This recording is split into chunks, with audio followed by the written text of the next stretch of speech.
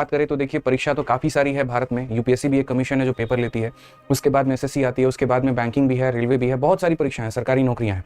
लेकिन उसमें जो अगर आप सबसे ज़्यादा क्रेज देखोगे ना, तो वो आप एसएससी का देखोगे, यानी स्टाफ सिलेक्शन कमीशन का। और कभी सोचते हो अपने आप से पूछते हो यहाँ पर कि एसएससी का क्रेज जो होता है वो इतना ज़्यादा क्यों होता है, क्यों लोग दीवाने हैं इसके यहाँ पर, क्यों इसके अंदर में जो अलग अलग वैकेंसीज आती है जैसे कि सीएचएसएल है, सीजीएल है, एमटीएस है, जीडी है, बाकी सभी परीक्षाएं, उसको लेकर के बहुत ज़्यादा वो हावी होते हैं, इमोशनल होते हैं, जुड़े हुए होते हैं। तो उसके निम्न कारण है मेरे भाई यहाँ पर, वो समझ लीजिए।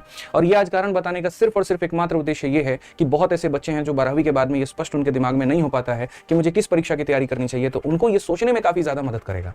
अगर मैं एक मान लीजिए 12वीं के बाद में, ठीक है, मान लीजिए यहाँ पर 12वीं के बाद में अगर मैं तैयारी कर रहा हूँ, तो मेरे सामने अगर किसी ने कहा, कोई बैंक का बंदा मिला, उसने कहा जी बैंकिंग बड़ी अच्छी होती है, आप उसमें जाइए। किसी ने कहा जी रेलवे बहुत अच्छा होता है, उसमें जाइए। किसी ने कहा एसएससी बहुत अच्छा, उसमें जाइए। तो देखिए सबके अपने अपने फायदे हैं, लेकिन एसएससी सबसे ज्यादा क्रेजी क्यों है, सबसे ज्यादा यहाँ पर इज्जत देने वाली क्यों है, उसकी कारण है सबसे पहली बात कि ये कंसिस्टेंट वैकेंसी दे रही होती है।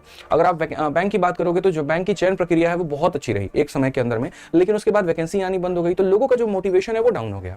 एसएससी के पास में क्या है, काफी पेपर्स अलग अलग हैं और वो रेगुलर वे पे वैकेंसी निकालते रहती है, ठीक है। रेलवे की तरह नहीं कि हाँ 3 साल तक वैकेंसी नहीं निकाला, तो इसमें बच्चों का मोटिवेशन बना हुआ होता है, इसलिए इसकी तरफ झुकाव ज्यादा होता है। साथ में रिलेटिवली ट्रांसपेरेंट सिलेक्शन प्रोसेस है, ऐसा नहीं है कि कोई गुप्त रूप से कोई ऐसा इंटरव्यू लिया जा रहा है जिसमें यहाँ पर बच्चे को ये पता ही नहीं उसको कितने नंबर मिले, ठीक है। वो बहुत अच्छा प्रयास करता है और उसके बाद उसका सिलेक्शन नहीं होता, ऐसा कुछ भी नहीं है मेरे भाई। सारी चीजें स्पष्ट है, आपको पता है कि पहले चरण पर ये होगा, दूसरे पर ये होगा, तीसरे पर ये होगा, और उसके बाद में तब आप सीधा सीधा अपना सिलेक्शन ले पाते हो। जिस भी स्टेप में आपकी कमी है, जैसे टाइपिंग की कमी है, कंप्यूटर की कमी है, जो भी है, आप उसको सुधार करके अपनी नौकरी पक्की कर पाते हो। तो इसके कारण एक बच्चा क्या होता है ना, उसको ये पता है कि यार अगर मैं अगले 2 सालों 2.5 सालों तक अगर मैं रेगुलर होकर के मेहनत करूं तो मेरा एक जॉब यहां लग सकता है। जैसे मान लीजिए ग्रेजुएशन के बाद में मेरे पास में रास्ते नहीं थे, मैं ये चयन नहीं कर पा रहा था कि मुझे आगे क्या करना चाहिए, कौन सी कंपनी ऐसी होगी जो मुझे प्लेसमेंट देगी। लोग ऐसे कह देते थे कि दिल्ली यूनिवर्सिटी में चले जाओ, वहां प्लेसमेंट हो जाता है ग्रेजुएशन करने से। तो हम सोचते थे कहां है वो प्लेसमेंट वाली कंपनी, कहां पर है, कहां नहीं मिलेगी नौकरी। पता चला अच्छा 15,000 की नौकरी ये दे रहे हैं, इसका मतलब हम तो अपने स्टाफ को उससे ज्यादा देते हैं मेरे भाई, क्या फायदा हुआ फिर वैसे का नौकरी का। तो अगर हम बात करें मेरे भाई, तो इसमें एसएससी में जो है जो चीजें दिखती हैं, जो सिलेबस जो पैटर्न दिखता है, उसको देख के लगता है कि अगर मेहनत किया जाए तो यहाँ पर हो सकता है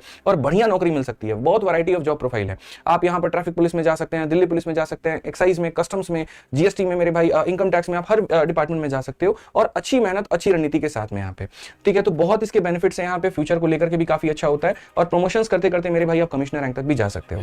इनमें जो परीक्षाएं होती हैं उनके बारे में थोड़ा अगर मैं बताऊं और साथ में उनकी वैकेंसीज भी बताऊं, ठीक है, तो वो थोड़ा एक बार आप देख लीजिए। जैसे अगर हम बात करें साल को लेकर के 2022, 2023, 2024, क्योंकि आप लोगों को जानना बहुत जरूरी है, आप इसकी तैयारी कर रहे छात्र हैं और ये बहुत महत्वपूर्ण है कि आपको ये बातें पता हो। तो अगर इसमें अगर आप देखते हैं तो सीजीएल का ही देख लीजिए, 2022 में जो वैकेंसी आई थी दोस्तों वो 36,000 थी, 23 में जो वैकेंसी आई 8,415 और 24 में जो वैकेंसी आई वो 18,000 है। ऐसे ही सीपीओ की वैकेंसी बढ़ती रही है, सीएचएसएल की वैकेंसी रही है। सीएचएसएल में तो इस बार गजब गेम हुआ, पहले 3700 वैकेंसी था, फिर बढ़ाकर के उसको 4100 कर दिया गया और अब जानते हैं रिजल्ट आया उसमें 3421 वैकेंसी रिपोर्ट हुई है, ठीक है। यानी अगर हम मोटा मोटा मान करके चलें तो जैसे मैं हमेशा बोलता हूं कि 2025 में 1 लाख से ऊपर वैकेंसी सिर्फ और सिर्फ एसएससी में है, वो है, आप देख सकते हैं। जीडी मिला लीजिए यहाँ पर, उसके बाद में एमटीएस मिला लीजिए, आप यहाँ पर सिलेक्शन पोस्ट मिला लीजिए, सीएचएसएल, सीपीओ, सीजीएल सबको मिलाएंगे तो लाख से ऊपर आपका ये वैकेंसी हो जाएगा। तो एक बढ़िया अपॉर्चुनिटी बच्चे को दिखता है। साथ में उसको और क्या दिखता है, ये सारे जो पेपर है ना 6 महीने के अंतराल में होते हैं। अगर आपका सीजीएल का पेपर खराब गया कोई कारणवश, यहाँ पर कोई बात नहीं, आप सीपीओ में बढ़िया से परफॉर्मेंस दे दीजिए। वो खराब हुआ तो कोई बात नहीं, सीएचएसएल में दे दीजिए। अगर मान लीजिए वो खराब हुआ, आप सिलेक्शन पोस्ट में ले सकते हैं। और ऐसा नहीं है कि यहाँ पर सबके अलग अलग विषय पढ़ने को कहा गया है, इसमें संस्कृत आता है, इसमें हिंदी आता है, इसमें यहाँ पर कुछ और आता है, नहीं। वहीं 4 सब्जेक्ट के आधार पर आप इनमें से किसी के भी पेपर को दे सकते हैं और सिलेक्शन यहाँ पर ले सकते हैं।